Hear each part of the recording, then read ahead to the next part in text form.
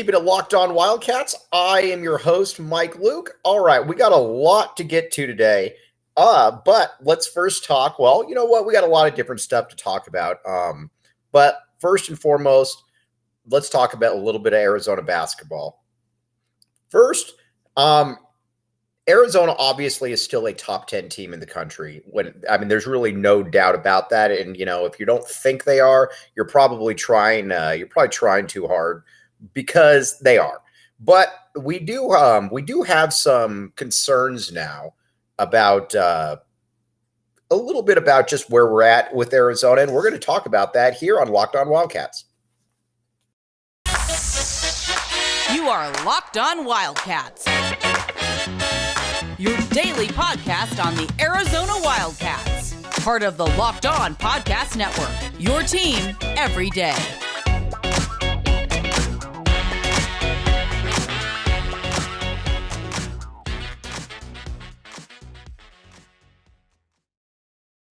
Thanks for keeping it Locked On Wildcats. I am your host, Mike Luke. All right, now we got a lot to get to, like I talked about, but let's first talk about Arizona and Cal and what we saw this past week, yesterday.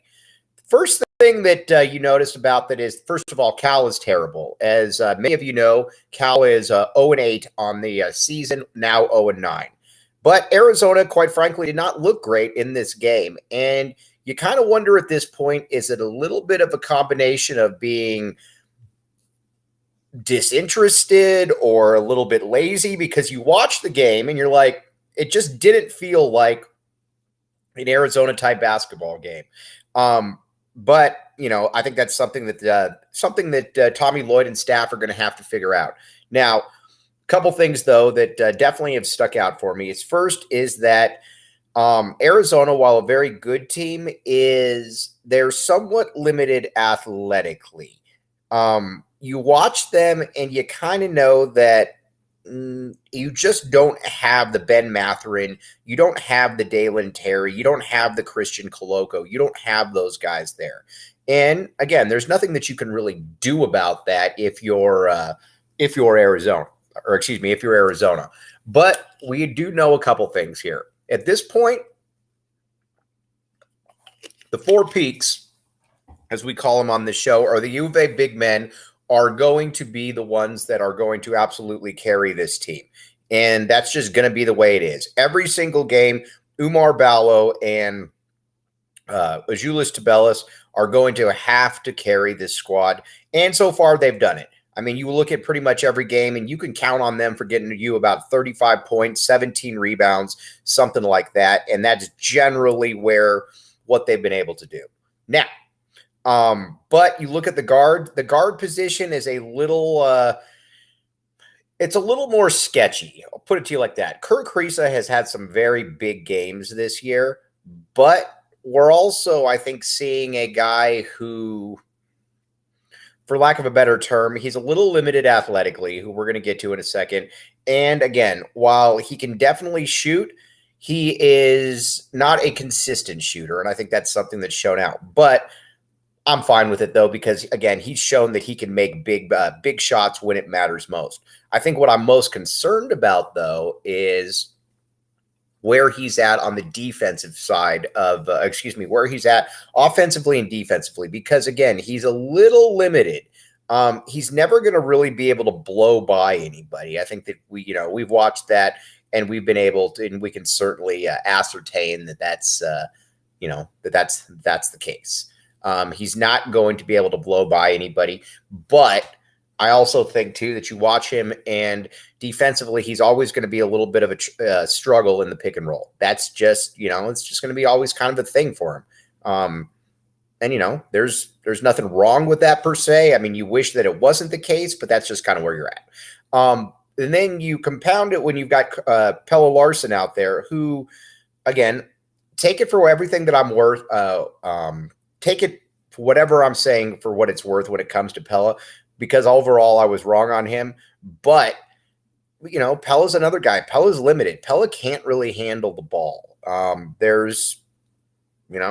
wish that wasn't the case, but Pelle really can't handle the ball, and that limits you. When you can't handle the ball, it leads to turnovers. It leads to uncomfortable feelings. It leads to all kinds of stuff out there. And right now, he hasn't shown that offensively he is good enough to be able to make up for that. But I will say, I will say that right now, you're a little bit, like I said, they're a little bit limited. We're going to find out more when they play Indiana. We're going to find out certainly more when they play Tennessee, but there's some problems there. I'm interested in putting Cedric Henderson into the starting lineup. I am, you watch him and you're like, okay, you can kind of see where he's at, where he, can fit into things because he's a unique guy out there. We talked about how this team doesn't really have a Ben Mathurin, a Dalen Terry, a guy like that that's just, super athletic. That's also kind of just a big physical guy on the wing. Cedric Henderson, I think, is that guy. So I would like to see him in the starting lineup because I think he fits in better with Courtney Ramey, Kirk Risa, and Tubelis Tubelis and Umar Ballo. You put him in there, and I think that you got a little bit better of a chance of figuring some things out. And again, maybe Pella, because again, this isn't the worst thing in the world. Some guys are just better coming off the bench. Maybe Pella is one of those dudes that's just a little bit better. It's kind of the Alex Smith type thing where it's like, he's solid. He's solid, but you know what? If you start asking him to do even more, it's going to be a little bit. It's going to be a little bit harder for him, and that's just kind of the way it is. So we'll find out though where everything's at. But again, this is still a very good team. You got Indiana coming up. That will really be a test. Now, again, I think we're also kind of at the stage now, too, where we know that Arizona has some really, Arizona's got some really good wins so far and things that they've been able to take advantage of. But you've also got a few issues, though, as well. And it'll be interesting to see exactly what Arizona is able to do when it comes to that. So we'll find out.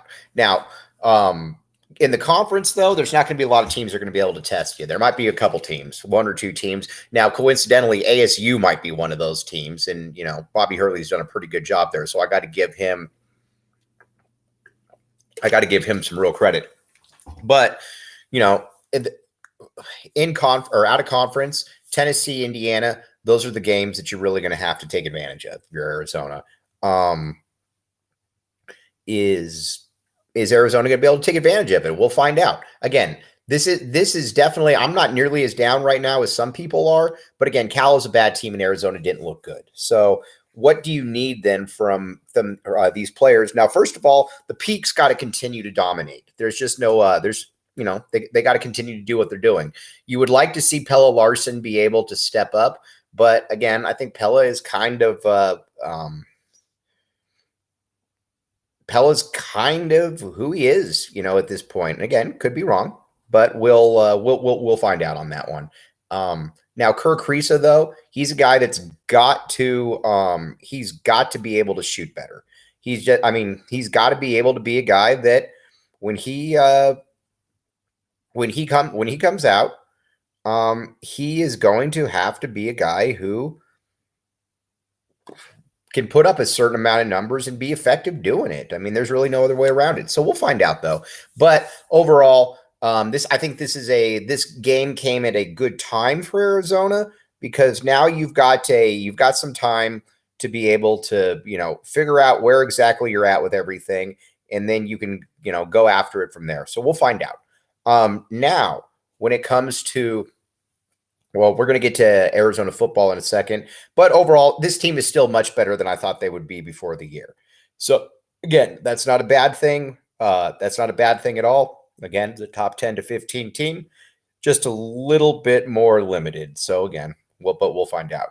Now, when it comes to when it comes to Arizona football and Jed Fish. First of all, the freshly minted Jed Fish. Love giving Jed the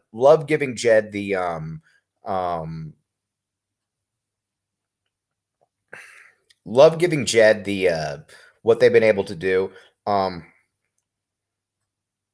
So where are we though? Where are we right now though?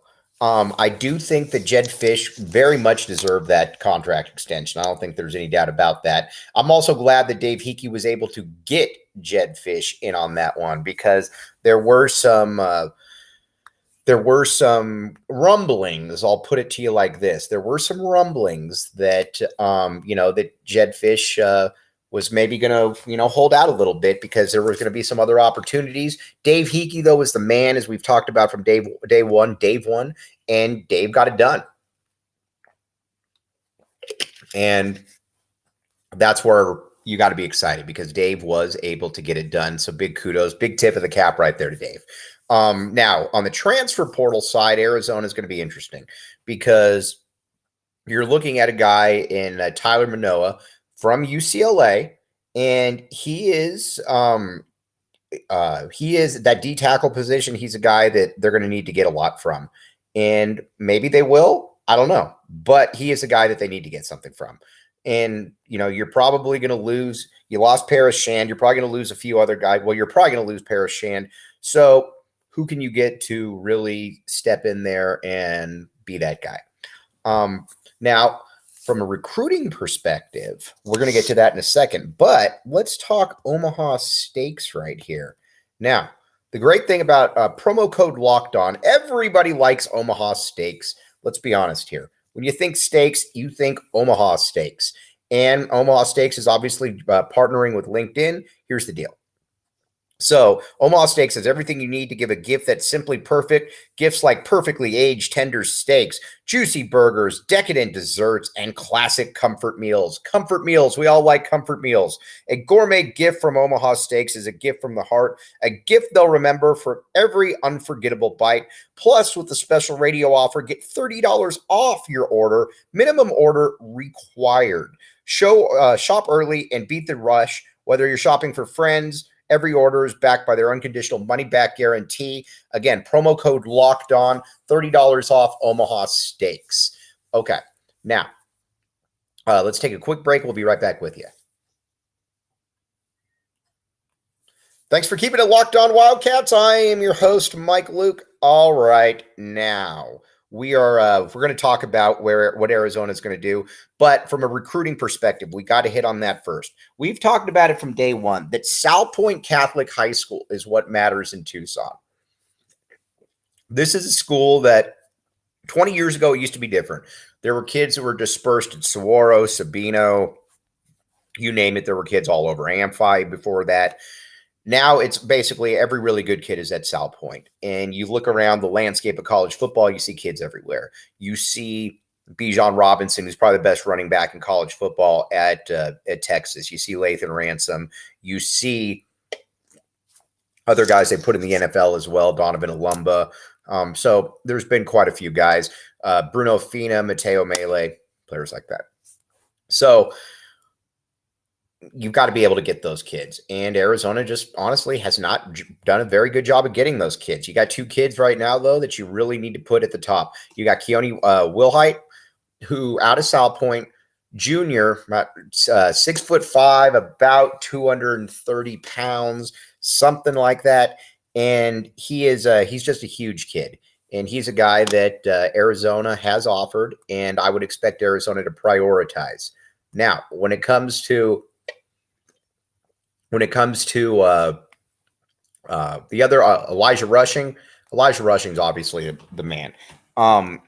He's one of the top rated defensive players in the entire country, and he's going to be in that mix as one of those guys. Can Arizona get either one of them? That's where it's going to be interesting. Can Arizona get one of those guys? And I don't know, to be honest with you, if they're going to be able to get him, because they're going to be able to play wherever they want. Wherever those guys want to play, well, Elijah Rushing for sure. Wherever he wants to play, he's going to play, because that's just basically what he's able to do. So we'll find out on that.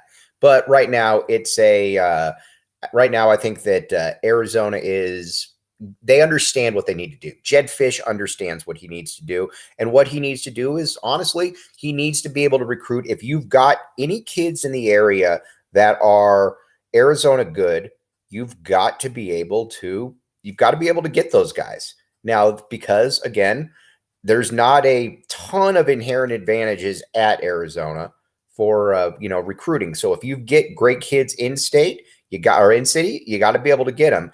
And Jed Fish knows that. Even if they're not good, you can't miss out on type kids like that because you don't know when you're going to get another chance. You also don't want the reputation being out there that you don't really know what you're doing or that you don't really care about Tucson kids, because that's come back to bite people in the past. So we'll, like I said, we'll keep you in the loop on what's going on there. But those are two absolute must get, at least prioritized kids right there. Plus, they're in a position too that Arizona is in desperate need of, and that's obviously on the defensive line. Again, both big kids that you can develop. Certainly, guys that Arizona needs to take.